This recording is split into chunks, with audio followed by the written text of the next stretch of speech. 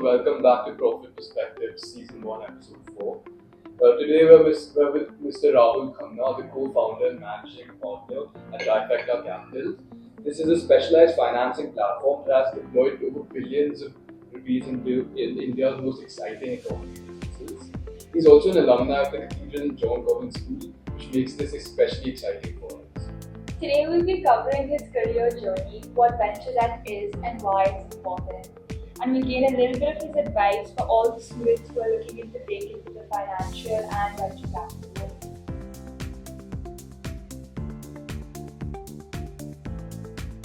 So to begin, Mr. Khanna, can you describe your career journey, like where you started and how that has led you to where you are today? Sure. So first of all, thank you, for being here. I know you're in the middle of exams and you're ready to go off on your holidays. So I'm sure this is the last thing you wanted to do on a Friday afternoon. But it's great to be able to participate in this. I have very fond memories of school. It was many, many years ago, like 3 decades ago, but it feels like yesterday.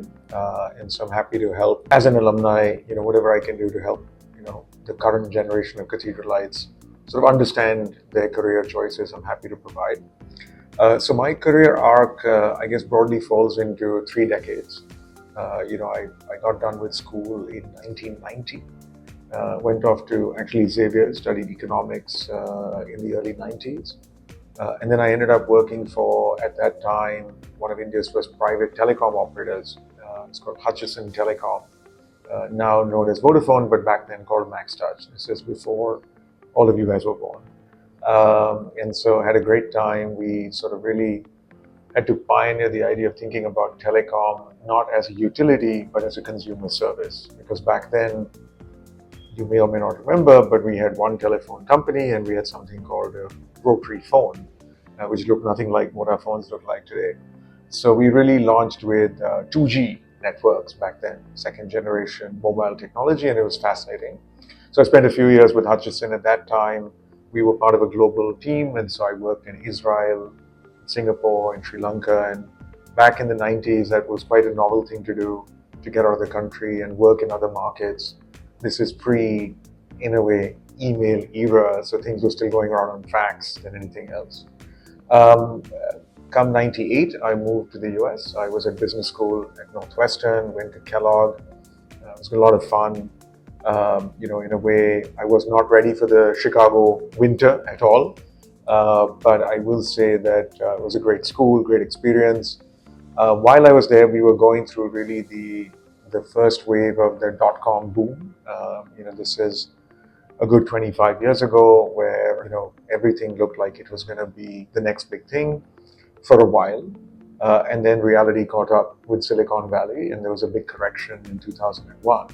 But during that time, I moved to the Valley, and unlike my peers who went and did sort of regular jobs in consulting and banking, I wanted to do something more entrepreneurial. And you'll see that arc, common thread through my entire journey, where I decided I wanted to go work for a startup. And back then we still had H1 visas, and I still had a lot of student debt, but I was not going to let that come in the way of doing what I love. And so I went and found myself a job at a company that was doing the precursor to Google Maps. Pretty exciting at that time because nobody had really solved navigation on a phone. And so that was a big deal back then. And then the world changed and, Silicon Valley collapsed and my company was bought out by a French company. At which point they said, you can move to Paris or you can hang around here with a bunch of cash. I chose the bunch of cash because my now wife, then fiance, had already moved and we were both in San Francisco. I then proceeded to find another startup gig and we did some really exciting stuff in voice over IP. But during that time, India was starting to bubble up a little bit. We had started to see the early wave of broadband internet. This was still pre-iPhone era, but things were starting to get interesting. I'd seen how the internet had transformed lives in the US. And with all my travels back to China, India, the Middle East, I was starting to see the adoption of the internet become very real. And so convinced my wife that it was time to move back to India. And in 2005, sort of landed back in Bombay with a view to doing something entrepreneurial. At that time, there was no venture capital in India. So, we went around trying to raise money for a business, very quickly realized that, none of what I thought existed by way of capital was on the ground in India, and realized that maybe the opportunity was to be on the other side of the table. I had worked in the Valley, I helped build a couple of businesses, and there were a lot of great founders running around in India, but just no access to capital. And so a few of us back then who'd moved back from the Valley really became the foundation of the Indian venture capital ecosystem back in 2005, 2006. So give or take 20 years ago. And we had to do a lot of education because most people in India were not familiar with venture capital. People like, what do you mean? I put my money in and I don't see anything back for 10 years. Most cases you lose my money. How does this thing work? And a lot of founders were not clear about venture capital either, because they said, so you want to buy into my business? What does that mean? And you mean you're going to be on my board? How will that work?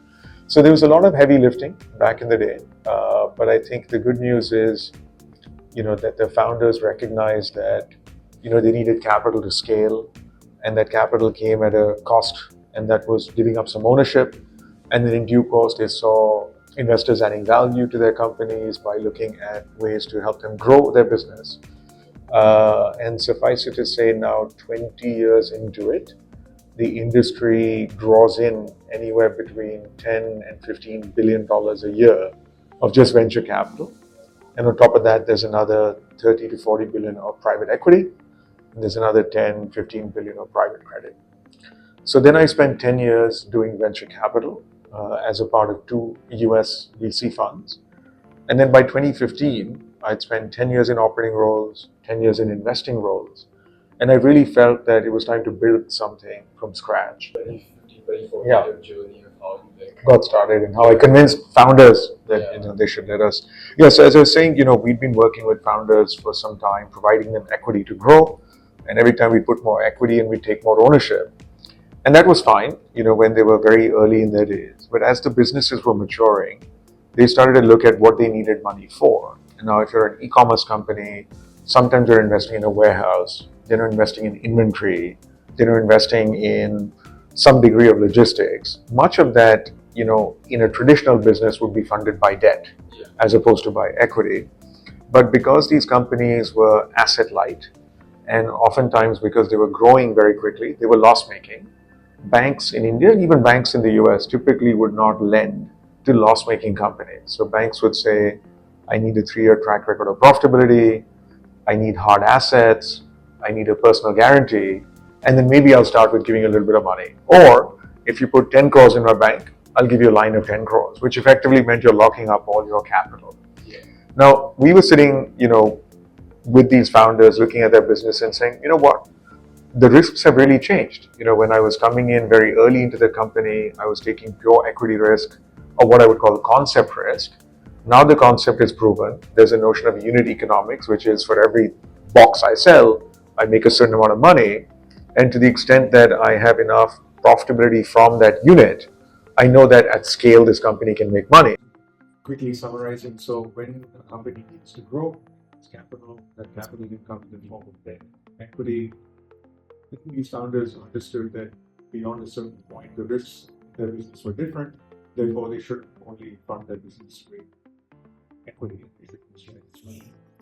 And so it was a fairly easy conversation because they were looking for debt, the banks were not providing it, and we were one of the few people in the market. These companies that, typically banks would not lend. So I think from a demand side, that was the easier part of the conversation.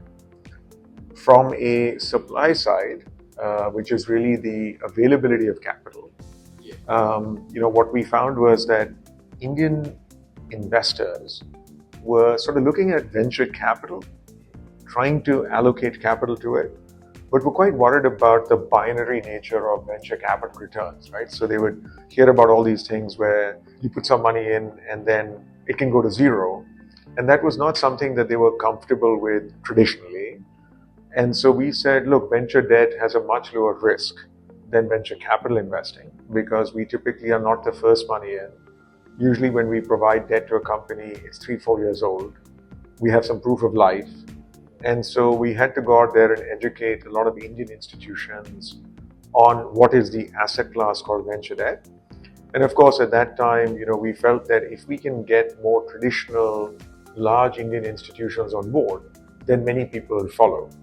So we went out big game hunting to try and get people like HDFC and Kotak to invest into us, but through their life and general insurance arms.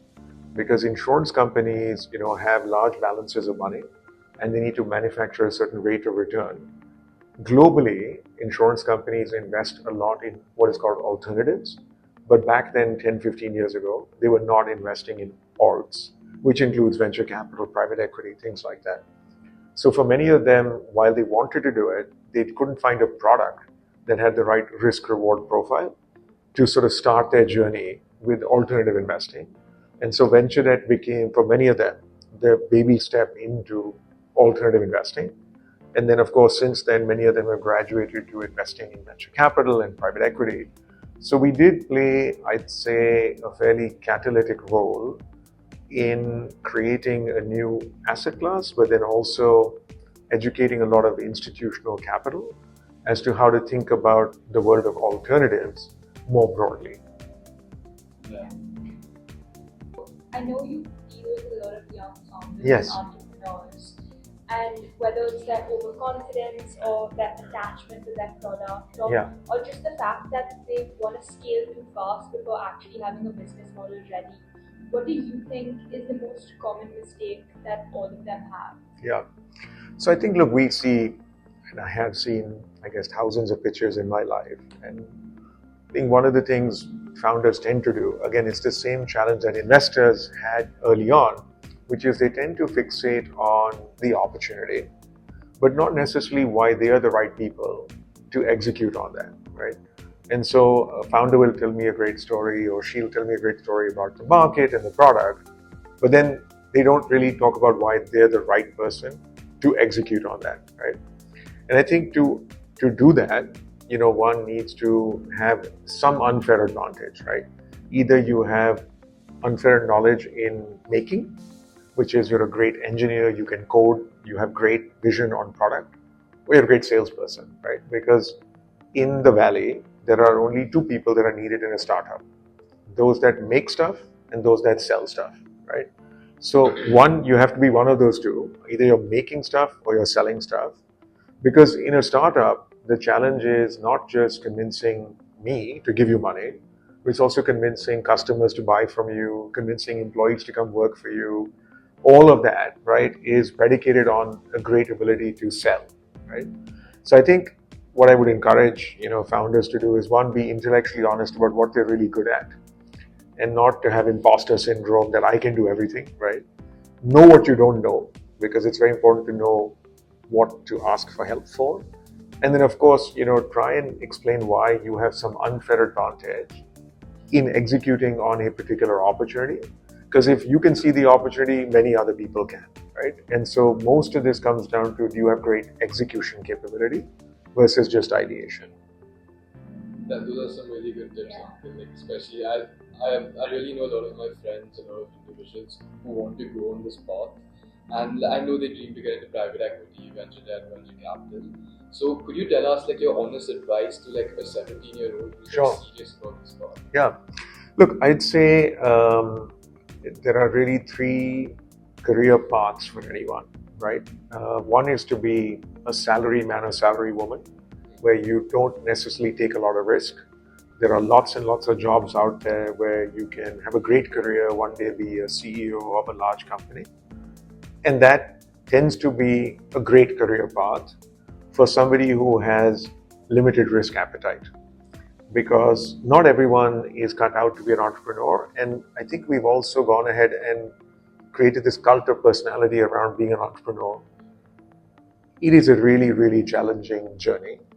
I think we've romanticized it and put it on Shark Tank, and everyone thinks it's super cool. But if you kind of look under the hood, you find that it is a very, very challenging path, and therefore not for everyone, right? And if everyone became an entrepreneur, then who's going to work in those companies, right? So I think there's a great path to just going and having a regular job. And I did that for the first 10 years in my career, where I was very happy to work in an organization, learn, contribute, and grow, right? The second path, is, call it an investing path, right? Where rather than starting something or being employed somewhere, you choose to go down the path of investing in other people and other businesses. There are many choices. You can choose to invest in the public markets, you can choose to invest in private markets, you can be an intermediary working in that ecosystem, doing things like investment banking, capital markets jobs, so where you're involved with all of the financing activities, whether it is by way of providing capital or arranging capital, right? So everything to do with investment banking and or the broader investing landscape. There, of course, I think there are more traditional paths where you can go into more the classic larger banks and investment banks that exist in the country. Or there are more boutique offerings also where people tend to focus on a segment of the market. So there's a firm called Avendus Capital that does a lot of great work with the startup ecosystem, which would be different from, say, Kotak's iBanking team or ICICI's iBanking team, which may focus on a broader set of the market, right? On the investing side, broadly, there is a universe of, give or take, 100 plus institutional investors. If you add the very long tail, maybe there'll be 500. But each of us will employ between 5 and 50 people. So if you multiply that, it's actually not a very large universe of jobs. So I'd say PE, VC, probably the hardest industry to break into. We were looking to hire some analysts, which is sort of the entry-level position in our business, which is post a undergraduate degree, but before a second degree. And we were looking to hire a few analysts, and we put out something on LinkedIn, and we had 900 applications for 2 jobs. So, obviously a challenging time for people because, it feels like there are fewer jobs out there. And then also, because of some of the success we've had as Trifecta, a lot more people would like to come and learn from us, right? But we were only able to hire, 2 out of the 900 that applied, right? So I would say, generally speaking, venture, private equity tends to hire from the top schools. They also tend to hire from sort of affinity groups. So people will tend to recruit from, to some extent, their alma mater. Typically, if they went to a particular school, they will look for talent from those schools. That could either be undergraduate or graduate schools. There's a certain presumed quality control that comes with that, some referenceability. Now, it's not that we don't hire more broadly, but historically there were a lot of IIT, IIM, sort of ecosystem feeding into the private equity venture capital world. It's now more broad-based, so people are starting to hire from Ashoka University and BITS Pilani and a bunch of other colleges. But generally speaking, we will only hire, and most people only hire after at least a college degree. I think those jobs tend to be more rotation. So you typically come in for a couple of years and the expectation is that you'll go and do something else. Maybe you'll go do something entrepreneurial. So we had a lovely analyst. She was with us for a couple of years and she came back and said, look, I've loved doing what I've been doing. We studied a lot of direct-to-consumer companies. I've got a job as a chief of staff in a D2C company and I'd like to go and do that. And we're like, fantastic, go out and then pursue something entrepreneurial. So the third leg, which is different from investing, is doing something entrepreneurial, right? Now that could be joining your family business, it could be starting your own thing. And there I would say that, obviously we've seen a lot of very young people do really well. When I first met the team from Zepto, they were both 19 years old. And the joke is, I was at Trident and I said, what do you have to drink? And the guy says, I can't drink. I said, what do you mean? He's like, I'm not old enough. So that was sort of a bizarre experience for me. But suffice it to say, there will be the 1% extraordinary candidates. I think increasingly what we're finding is sort of it's kind of a barbell where you have these super young, super bright, take no prisoners, will die doing what they're doing, as one founder bucket. And the other bucket is people who maybe have worked in a startup for some time, were at senior roles. We just saw, from one of our older companies, 3 guys left to launch another company. So you see people becoming kind of repeat entrepreneurs, or having spent 5, 7, 10 years understanding the ropes, figuring out what it takes, and then becoming entrepreneurs, right? There's no right answer. I don't think there's a formula, but I think we like to see a healthy mix of first-time founders who are willing to bet it all, but they have to have something really special.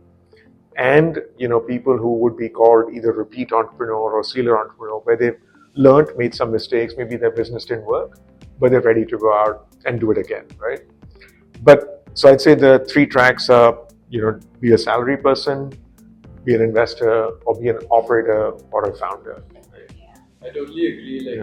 Especially in today's economy, finding jobs is really hard. Yes. So for an advice, for all of us youngsters, we really see what kind of people we are. Yes. Based on that, go to one of these 3 tracks. And candidly, not everyone needs to raise venture capital, right? I think India has a great history of business. There was a time, of course, where if you didn't come from a business family, raising capital was very hard, right? So we've solved that problem, right? 95% of who we invest into do not come from any business family backgrounds. They're usually professionals. They may or may not have any assets of any scale, but they can raise capital, right? So 20 years ago, that did not exist. That said, there's a lot of great businesses that actually don't need venture capital or should not take venture capital because they don't have the characteristics of what makes for a great venture capital investment.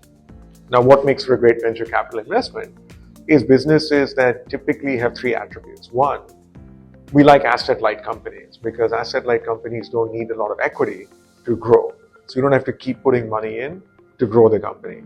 2, I think businesses that have high gross margin, which is, unit of profitability. So your costs, fixed costs, or your direct costs are a relatively small portion, like in software. There's a very high gross margin, right? As opposed to, making, a steel container, right? Where your input cost is very high. So we like high gross margin because over time, businesses that have high gross margin eventually lead to high profitability as well, right? Like if you compare a software company's profitability to a traditional soap company, you'll see the profiles are very different, right? So we like, asset light, we like high gross margin. We like businesses that have what is called operating leverage, which is that for every dollar you invest, you don't have to continue to invest that same amount as the company scales, right? So there is this sort of operating leverage where incrementally I don't need to keep putting more money in. Because again, like in software or an AI product, once you build the product, it just scales and then you don't need to keep investing to grow the business as much as you did in the previous year and the previous year, right? So you need high gross margin, you need operating leverage. Hopefully you don't have a lot of asset intensity. And then to a large extent, businesses that could get to a point where they can be a public company. So a great product doesn't make a great company. Sometimes a product can grow into money products and then that can become a company. And so we should separate out between what's a great product and what's a great business. And oftentimes people come to us, you have to start with a product idea, but we have to imagine that that can become a business and then a company and then eventually, hopefully, publicly listed, if not, be very attractive for an acquisition by somebody else. And all that needs to happen in a 7 to 10 year period. And so most businesses don't have that hockey stick-like growth capability and also don't have high margins and may not have a lot of operating leverage. And a lot of businesses are like that, right? A hairdresser business does not have a lot of operating leverage, but it could be a great business, right? And there are many, many such businesses that should exist, but don't need venture capital. Makes sense. Yeah. Congratulations on Trifecta. Thank you. Recently. What are your plans for the next 10 years? This is something that I hold on my table. So it says, what would you attempt to do if you knew you could not fail, right? Because I think the possibilities are infinite, right? We are just getting started. If I think about dimensioning the opportunity, when we began in India, there were maybe a few dozen startups back then. Now there are thousands. The entire market cap of India, so if you add up all of the publicly listed companies, the market cap of that is roughly somewhere in the range of 4 trillion to 4.5 trillion. And if you add up all of the publicly listed new economy companies, it's already over 200 billion. So the new economy, which is the world I live in, is already 5% of India's economy, right? Now the new economy is growing at 30% every year. The old economy is growing at 10% every year, right? So in our lifetime, this 200 billion will become a trillion, right? And we are a small player in a $1 trillion ecosystem, right? In the last 10 years, we've invested over $1 billion. So in the next 10, if we don't invest at least another 10, then we would not have done justice to the opportunity. So one is to think about it by way of how much capital we can deploy.